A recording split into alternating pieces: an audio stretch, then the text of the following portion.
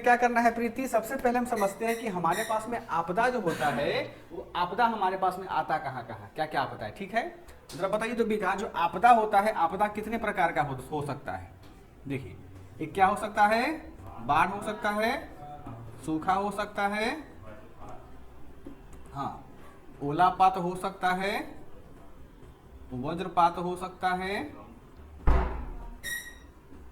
वनाग्नि हो सकता है, भूकंप हो सकता है, चक्रवात हो सकता है, आंधी तूफान हो सकता है,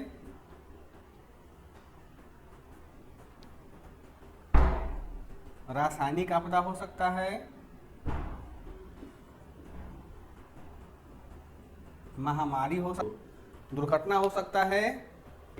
हमारे पास में सामान्य रूप से जो हमारा बिहार है उस बिहार में कितने पर क्या क्या आपदा हो सकता है। देखो बाढ़ हो सकता है, सूखा हो सकता है, ओलावृष्टि होता है, वज्रपात होता है, वनाग्नि हो सकता है, भूकंप होगा, चक्रवात होगा, आंधी तूफान होगा, रासायनिक आपदा होगा, महामारी होगा, दुर्घटना होगा।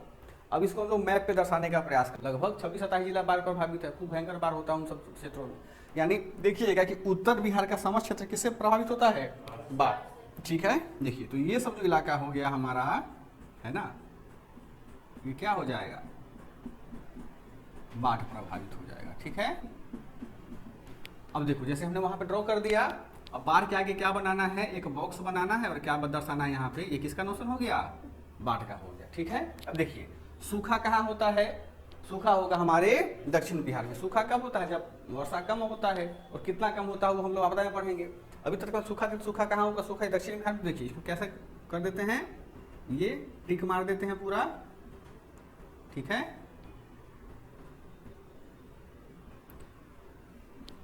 आप लोग इसको ऐसे ही कीजिएगा, ठीक है। ये हमारा क्या हो गया, ये हमारा सूखा हो गया, ठीक है।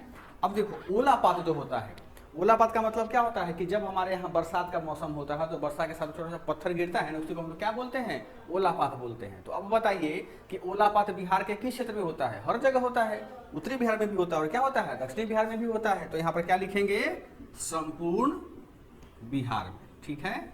अच्छा अब जो वज्रपात, वज्रपात का मतलब क्या होता है, ठनका, क्या होता है इसका मतलब, ठनका। बताइए कि ठनका जो होता है क्या केवल चंपारण में होगा, कैमूर में नहीं होगा, हर जगह होता है। तो यहाँ पर क्या लिखेंगे, संपूर्ण बिहार में, ठीक है। अच्छा अब देखो वनाग्नि, वनाग्नि का मतलब क्या होता है विकास, देखिए जहाँ जहाँ जंगल होता है वहाँ वहाँ क्या लग सकता है, आग लगने की संभावना होती है ना, वनाग्नि लिखे हैं, ठीक है। तो हमारे यहाँ वन कहाँ कहाँ पाया जाता है, देखिए चंपारण में पाया जाता है, कैमूर में पाया जाता है, गया में पाया जाता है, नवादा में पाया जाता है, मुंगेर में पाया जाता है और किशनगंज के थोड़े बहुत इलाके में पाया जाता है जहाँ चाय का खेती होता है, यहीं पर होता है ना। तो देखिए अब यहाँ पे क्या करना है, अब यहाँ पर थोड़ा सा क्या ऐसे घेर दीजिए आप इसको, ताकि लगे मतलब ये यहाँ तक ऐसे है ना, ये ठीक है। अब यहाँ पर क्या कीजिए, बुनका बुनका डालते ताकि लगे कि क्या यहाँ पर हमको, फिर ऐसे यहाँ पर कर दीजिए जंगल वाला, ये हो गया। और इसी में क्या कीजिए, कहीं पर जगह बना करके गोल बना करके, देखो ये सीखना बहुत जरूरी होता है, इस बहुत नंबर मिलेगा, बहुत बढ़िया नंबर मिलता है।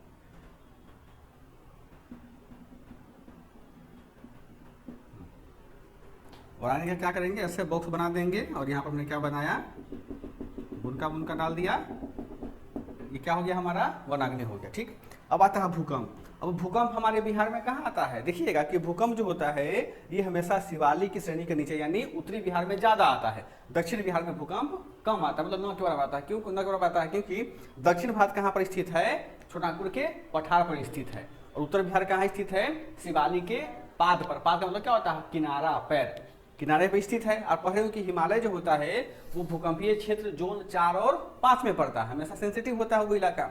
तो पूरा यहाँ से ले करके यहाँ तक का ये लगभग देखिए ना, आधा जो हमारा बिहार है, ये आधा बिहार कैसा है, ये आधा बिहार हमारा किस प्रकोप से रहता है, भूकंप से रहता है, ठीक है।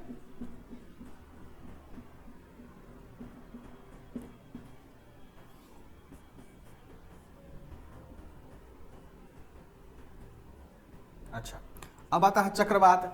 चक्रवात का मतलब क्या होता है विकास की, जब हवा की गति 120 किलोमीटर प्रति घंटा की रफ्तार से अधिक होता है तो उसको हम लोग क्या बोलते हैं, चक्रवात बोलते हैं।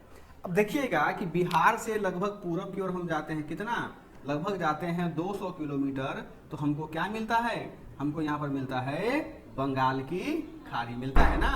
और पता है कि बंगाल की खाड़ी में तूफान आते रहता है उच्च दाब और निम्न दाब के कारण, हमेशा वो फेनोमेना होता है, भूगोल में पढ़ेंगे हम लोग उसको, सर पढ़ाएंगे आपको। तो बंगाल के खाड़ी से क्या निकला, चक्रवात निकला। अब बताइए तो जब यहाँ से तूफान आएगा विकास, तो ये तूफान बोलेगा कि खाली हम पूर्णिया को तबाह करेंगे, भागलपुर को तबाह करेंगे, यहाँ सिवान को छोड़ देंगे, नहीं ना। यानी चक्रवात से क्या होता है, हमारा संपूर्ण बिहार क्या होगा, संपूर्ण बिहार प्रभावित होगा, ठीक है। फिर आता है आंधी तूफान। आंधी तूफान, देखिए चक्रवात और आंधी तूफान में अंतर क्या होता है। देखिए आंधी तूफान जो होता है, सॉरी चक्रवात जो होता है उसका हमने क्या बताया, गति जो होती है 120 किलोमीटर से हमेशा क्या होता है, अधिक ही रहेगा चक्रवात का, और वो धीरे धीरे क्या होता है, धीरे धीरे कम होता है। लेकिन आंधी तूफान देखते हैं रहेगा, कभी तेज होकर मारेगा, कभी शांत हो जाएगा, फिर रहेगा तो फिर तेज होकर मारेगा। तो आंधी तूफान जो होता है हमारे बिहार में, देखिएगा यहाँ से भी निकलता है, यानी पश्चिमी पूर्वी उत्तर प्रदेश के क्षेत्र से निकलता है, सोनापुर के पठार से भी निकलता है आंधी तूफान, अरब सागर की शाखा जाकर प्रभावित करता है। तो आंधी तूफान से भी क्या होता है, हमारा पूरा संपूर्ण बिहार क्या होता है, प्रभावित होता है। कोई दिक्कत यहाँ तक। फिर आगे देखिए रासायनिक आपदा। रासायनिक आपदा का मतलब क्या होता है विकास की, जहाँ पर केमिकल फैक्ट्री होगा या केमिकल बनाया जाएगा वही रासायनिक आपदा हो सकता है। तो हमारे यहाँ कहाँ का रासायनिक आपदा हो सकता है बताओ, केमिकल फैक्ट्री कहाँ पर है, तो बेगूसराय में है। वहाँ पर क्या है, उर्वरक का कारखाना है, कोका कोला का कारखाना है, मतलब कि केमिकल भी वहाँ बनता है। पेंट जो हम लोग यूज़ करते हैं घर में, ये वार्निश वार्निश ये सब तो बेगूसराय में बनता है। तो देखो बेगूसराय कहाँ पे है, गंगा के ऊपर के नीचे, हाँ देखो यही ना होगा। इसको भी ऐसे घेर दो और इसको कैसा फोटो बना दे, प्लस का साइन दे दो, ठीक है, ताकि लगे कि हाँ क्या है, बेगूसराय। यहाँ बेगूसराय दिखाना नहीं है हमको, बस क्या दिखाना है, आपदा दिखाना है, ठीक है बच्चों, हो गया आपदा। अच्छा एक तो बेगूसराय हो गया, एक देखिएगा कि आपके पटना के सटा हुआ जिला का नाम है वैशाली, ठीक है, क्या जिला है, वैशाली। तो बताएं कि वैशाली में क्या बनता है, दवाई बनता है, जो बुखार का दवा खाते हैं तो वहीं से बनता है, वो भी केमिकल हुआ ना। तो देखिएगा वैशाली में भी क्या होगा, ये हमारा कौन सा फैक्ट्री आता है, केमिकल फैक्ट्री आता है, ठीक है। मुजफ्फरपुर में भी देखिएगा, तो मुजफ्फरपुर में भी एक केमिकल फैक्ट्री 2023 में स्थापित किया गया था, है ना। तो जहाँ जहाँ है केमिकल फैक्ट्री वहाँ हमको क्या करना है, वैसे सूचना देकर उसको क्या करना है, बोर्ड पे दर्शा देना है, ठीक है। अब देखिए महामारी। महामारी का मतलब क्या होता है कि किसी भी कारण से, चाहे गंदगी हो या फिर कोई वायरस के कारण से क्या होता है, जब हमारे यहाँ आपदा आता है तो वह क्या होता है, महामारी आपदा कहलाता है। जरा बताइए तो विकास, यदि कोई महामारी ऐसे प्लेग आ गया, कोविड आ गया, सार्स आ गया मान लेते हैं, तो क्या वो खाली कैमूर को प्रभावित करेगा, कुछ चपेट में लेगा। तो क्या होगा, यहाँ पर क्या लिखेंगे, संपूर्ण बिहार में, ठीक है। अच्छा दुर्घटना तो कहीं भी हो सकता है, किसी के साथ हो सकता है, कभी भी हो सकता है, तो ये भी कहाँ होगा, संपूर्ण बिहार में होगा, ठीक है, संपूर्ण बिहार में। देखो अब इस मैप को समझो, इस मैप को हमको दिमाग में रखना है। अब इस मैप से समझने के हमको क्या मिलता है कि हमारा जो बिहार है वह बिहार एक तो उष्णकटिबंधीय क्षेत्र में स्थित है, ऊपर में कर्क रेखा के आसपास में, और दूसरी बात क्या है कि जो हमारा बिहार है ये बिहार को दोनों तरफ से क्या मिल रहा है, दबाव मिल रहा है। इसको मतलब फोर साइड से क्या मिलता है, दबाव मिल रहा है। देखिए ऊपर से क्या कर रहा है विकास, हिमालय प्रेशर दे रहा है, नीचे से कौन ठेल रहा है इसको, कर्क पठार, पश्चिम से कौन ठेल रहा है इसको, देखिएगा अरब सागर का शाखा इसको धक्का दे रहा है, और यहाँ कौन दे रहा है धक्का इसको, बंगाल की खाड़ी। यानी एक अकेला बिहार चार चार प्रकार की आपदाओं से क्या करता है, झेल रहा है। तो बिहार आपदा प्रबंधन होगा कि नहीं होगा, खूब आपदा प्रबंधन होगा। अगर यहाँ पे किसी प्रकार का पहाड़ होता, चट्टान होता, तो उस हवा को क्या करता, गति को रोक लेता, आगे नहीं बढ़ने देता, परंतु यहाँ पर चट्टान है, नहीं है। देखिएगा कि भारत में यहाँ राजस्थान से लेकर के हमारे ब्रह्मपुत्रा के मैदान तक कोई पहाड़ मिलता है आपको, नहीं मिलता। वहाँ खेती होती है, वहाँ क्या होती है, खेती होती है। तो पूरा का पूरा मैदानी भाग है, वहाँ रुकावट तो है नहीं, तो आपको आंधी तूफान बहुत ज्यादा वहाँ पर मिलता है। अब हमको ये समझना है कि बिहार जैसे आपदा प्रवण क्षेत्र, प्रवण का मतलब क्या होता है, वर्ड यूज किया जाता है आपदा प्रवण।